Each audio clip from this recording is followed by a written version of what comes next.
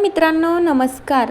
लक्ष्मी निवास या मालिकेच्या आजच्या म्हणजेच 18 एप्रिलच्या भागामध्ये आपण बघणार आहोत.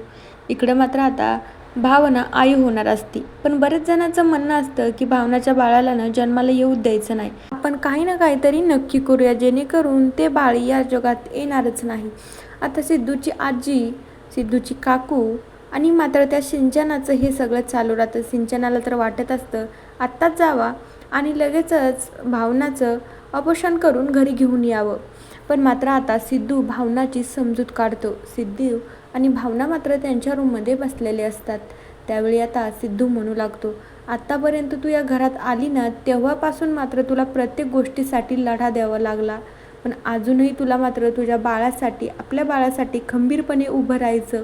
कुणाच्या जरी विरोधात जायचं काम पडलं ना तरी तू त्याच्या विरोधात जायचं, पण आपल्या बाळाचा विचार करायचा आणि त्याच्यासोबत पण लढायला माघार घ्यायचा नाही. आता त्यावेळी सिद्धू म्हणू लागतो, आतापर्यंत तू तर तशी खंबीरपणेच उभी होती, कधीच तू हलली नाही. आता तेवढ्या वेळामध्ये लगेच भावना म्हणते की सिद्धिराज, आतापर्यंत तुम्ही माझ्या पाठीशी ठामपणे खंबीरपणे उभे होतात ना, म्हणून मला हे सगळं करायला जमलं. त्यानंतर सिद्धूने भावनाची चांगली समजूत काढलेली असती की भावना काही जरी काम पडलं ना तर मला लगेच सांगायचं, बघ मी तुझ्या पाठीशी ठामपणे उभा आहे. त्यानंतर आता सिद्धू आणि भावना मात्र असं ठरवता की आपल्या बाळाला जरी जन्माला घालायचं असेल ना तर आपल्याला कुणाच्या आपल्या घरच्यांच्या जरी विरोधात जायचं काम पडलं ना तर आपण माघार घ्यायची नाही.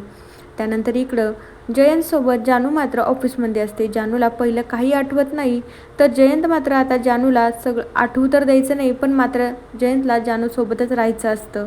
आता तेवढ्या वेळामध्ये मात्र जानू ऑफिसमध्येच असते. तेवढ्या वेळात एक मुलगी तोंडाला स्कार्फ वगैरे बांधून येते.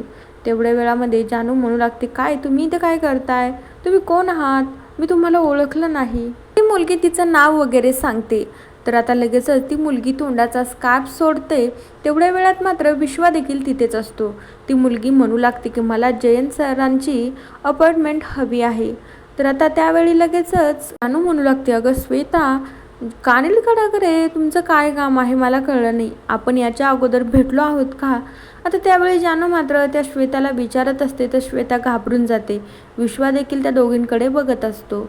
दुसरीकडे मात्र सिंचना भावनावर खूप चिडलेली असते. सिद्धू, सिंचना, भावना, नुका आणि आजी सगळेजण हॉलमध्ये असतात. तर सिंचना खूप मोठ्याने आवाज करून म्हणू लागते, आत्ताच्या आत्ता हॉस्पिटलमध्ये जायचं आहे आणि कशासाठी जायचं आहे ना ते पण मी तुम्हाला सांगते. भावना ताईचं आत्ताच्या आत्ता हॉस्पिटलमध्ये घेऊन जाणार मी आणि अबॉर्शन करून घेऊन येणार.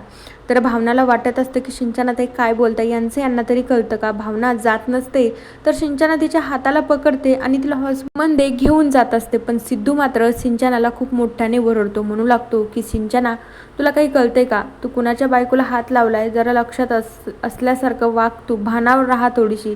माझ्या बायकोच्या आणि माझ्या बाळाच्या अंगाला देखील हात लावायचा नाही. तर सिंचना ऐकतच नसते. सिंचना म्हणू लागते, हिच्यानं बाळाला मी या जन्माला येऊच देणार नाही, मी याच्या अगोदरच तिचं अबॉर्शन करून घेऊन येणार.